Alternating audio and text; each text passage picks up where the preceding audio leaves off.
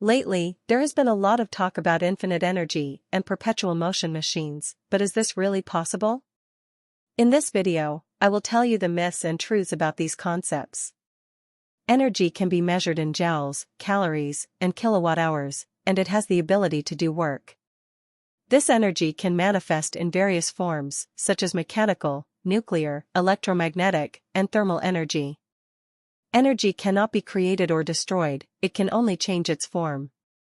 There are two types of perpetual motion machines. The first type aims to produce more energy than it consumes, and the second would perform work by exchanging heat with only a single thermal source.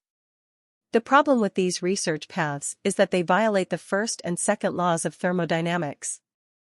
Many of these machines use asymmetry combined with gravity to make the motion repeat over and over. However, to start these machines, an initial push is needed, which, with the help of asymmetry and gravity, manages to maintain the motion for a certain period of time, but the energy gradually dissipates. Although this idea has become very popular recently, its origins date back to the 12th century with Bosquer's wheel. This wheel relies on the displacement of fluids by gravity to keep the wheel in motion. Throughout history, various machines have been invented that continued to function with the intent of achieving a perpetual motion machine. Although these machines continued to perform their tasks for a certain period of time, they eventually stopped working. And what is the archenemy of infinite energy? Friction. The motion continuously loses energy until there is not enough left to complete the task. Examples of perpetual motion machines. Robert Boyle built a self-filling glass, one of the most intriguing experiments on the subject, as the machine works with certain liquids. The problem with this invention is that it only works with liquids that contain gases, and stops functioning when these gases dissipate. The drinking bird relies on the evaporation of water to keep its cycle going, and once the water in the glass runs out, it stops working.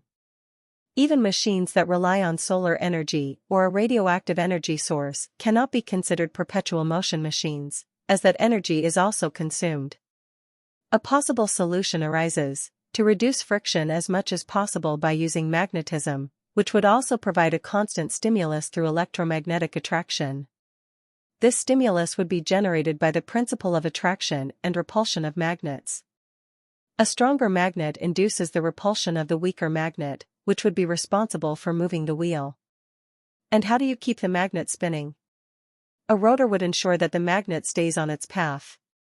Still, several fixed magnets would be necessary for the free magnet to complete a full rotation. The theory seems to work, but in reality, it does not. This happens because, for the free magnet to continue on its path and complete the rotation, an attractive force equal to or greater than the repulsive force induced by the previous fixed magnet is needed.